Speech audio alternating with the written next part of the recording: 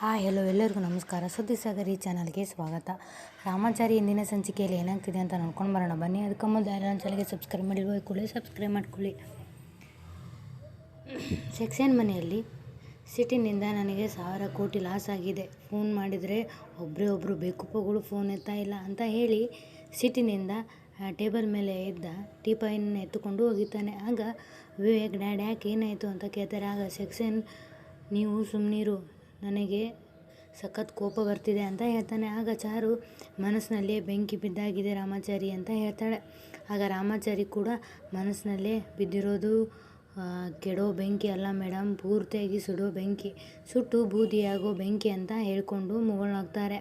ಮತ್ತು ಚಾರು ಸೆಕ್ಷನ್ಗೆ ಅಂಕಲ್ ನೀವೇನು ಟೆನ್ಷನಲ್ಲಿ ಇದ್ದೀರಾ, ಈ ಟೈಮ್ನಲ್ಲಿ ನಾವು ಇಲ್ಲಿರೋದು ಸರಿಯಲ್ಲ, ನಾವು ಹೊರಡ್ತೀವಿ ಕೃಷ್ಣ ಹೊರಡೋಣ ಅಂತ ಹೇಳಿ ಅಲ್ಲಿಂದ ಹೊರಡುವಾಗ ಅಲ್ಲಿಗೆ ಸಿದ್ಧಾರ್ಥ ಬಂದು ಅವರನ್ನು ಅಲ್ಲಿ ನೋಡಿ ಗಾಬರಿಯಾಗಿ ಸೆಕ್ಷನ್ಗೆ ಸರ್ ಅರ್ಜೆಂಟಾಗಿ ಬರೋಕ್ಕೆ ಹೇಳಿದ್ರಿ ಅಂತ ಕೇಳ್ತಾನೆ. ಆಗ ಚಾರು ಅಂಕಲ್ ನಿಮ್ಮದೇನೋ ಪರ್ಸ್ನಲ್ ಆಗಿ ಮಾತಾಡೋದಿರುತ್ತೆ, ನಾನು ಡಿಸ್ಟರ್ಬ್ ಮಾಡಲ್ಲ ಅಂತ ಹೇಳಿ ಕೃಷ್ಣ ನಾವು ಹೊರಡೋಣವಾ ಅಂತ ಮತ್ತೆ ಹೇಳ್ತಾಳೆ. ಆಗ ಕೃಷ್ಣ ಅಲ್ಲ ಮೇಡಮ್, ನೀವು ವಿವೇಕ್ ಸರ್ ಜೊತೆಗೆ ಸ್ವಲ್ಪ ಟೈಮ್ ಸ್ಪೆಂಡ್ ಮಾಡಬೇಕು ಅಂತ ಹೇಳಿಬಿಟ್ಟು ಬಂದಿದ್ರಲ್ಲ ಅಂತ ಹೇಳ್ತಾನೆ.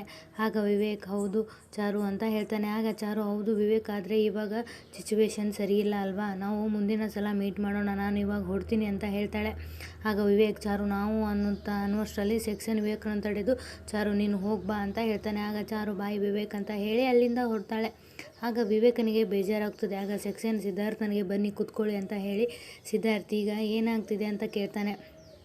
ಆಗ ಸಿದ್ಧಾರ್ಥ್ ಏನಾಯಿತು ಸರ್ ಅಂತ ಕೇಳ್ತಾನೆ. ಆಗ ಸೆಕ್ಷನ್ ಏನು ನಿನಗೆ ಗೊತ್ತೇ ಇಲ್ಲ ಅನ್ನೋ ಥರ ಮಾತಾಡ್ತಾ ಇದೆಯಾ, ನನ್ನ 20 ಲಾರಿಗಳು ಸೀಸ್ ಆಗಿದೆ ಅಂತ ಹೇಳ್ತಾನೆ. ಆಗ ಸಿದ್ಧಾರ್ಥ್ ಸರ್ ಆ ಮೂಡುಬಿದ್ರೆಯಲ್ಲಿ ಸೀಸ್ ಆಗಿರೋದು ನಿಮ್ಮ ಲಾರಿಗಳ ಅಂತ ಕೇಳ್ತಾನೆ. ಆಗ ಸೆಕ್ಷನ್ ಎಸ್ ಅದೆಲ್ಲ ನಮ್ಮದೇ ಅಂತ ಹೇಳ್ತಾನೆ. ಆಗ ಸಿದ್ಧಾರ್ಥ್ ಅದು ನಮಗೆ ಗೊತ್ತಾಗಲ್ಲ ಸರ್ ಅಂತ ಹೇಳ್ತಾನೆ.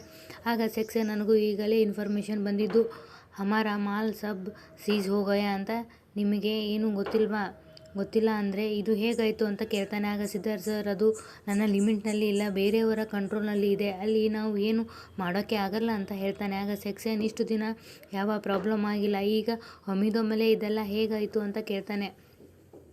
ಆಗ ಸಿದ್ಧಾರ್ಥ್ ನಿಮ್ಮ ಮೇಲೆ ಯಾರೋ ಕಣ್ಣಿಟ್ಟಿದ್ದಾರೆ ಅನಿಸುತ್ತೆ ಸರ್, ಒಂದು ವೇಳೆ ನಿಮಗೆ ಗೊತ್ತಿರೋದೇ ಆ ವಿಷಯದ ಬಗ್ಗೆ ಪ್ರೂವ್ ಕೊಟ್ಟಿದ್ದಾರೆ ಅನಿಸುತ್ತೆ ಅಂತ ಹೇಳ್ತಾನೆ. ಆಗ ಸೆಕ್ಷನ್ ನಮ್ಮವರ ಅದು ಯಾರು ಅಂತ ಕೇಳ್ತಾನೆ. ಆಗ ಸಿದ್ಧಾರ್ಥ್ ಸರ್ ಅದನ್ನು ನೀವೇ ಕಂಡುಹಿಡಿಬೇಕು, ಡಿಪಾರ್ಟ್ಮೆಂಟ್ನವರಾಗಿ ಏನಾದರೂ ಸ್ವಲ್ಪ ಕ್ಲೂ ಬಿಟ್ಟಿದ್ರೆ ಅದನ್ನು ಹಿಡ್ಕೊಂಡು ನಿಮ್ಮ ಪೂರ್ತಿ ಜಾಲನೇ ಹಿಡ್ಕೊಂಡು ಬಿಡ್ತಾರೆ, ನೀವು ಕೇರ್ಫುಲ್ಲಾಗಿರಿ ಸರ್ ಅಂತ ಹೇಳ್ತಾನೆ. ಆಗ ಇತ್ತ ರಾಮಾಚಾರಿ ಮತ್ತು ಚಾರು ಗಾಡಿಯಲ್ಲಿ ಕುಳಿತು ಸಂತೋಷದಿಂದ ಸೆಕ್ಷನ್ಗೆ ಲಾಸ್ ಆಗಿ ಆತನಿಗೆ ಸೋಲಾಗುತ್ತಿರೋದನ್ನು ಮಾತಾಡ್ತಾ ಹೋಗ್ತಾರೆ. ಇಲ್ಲಿಗೆ ಈ ಸಂಚಿಕೆ ಮುಕ್ತಾಯವಾಗ್ತದೆ. ಈ ಸಂಚಿಕೆ ನಿಮಗೆ ಇಷ್ಟ ಆದರೆ ದಯವಿಟ್ಟು ಒಂದು ಲೈಕ್ ಕೊಡಿ. ಧನ್ಯವಾದಗಳು.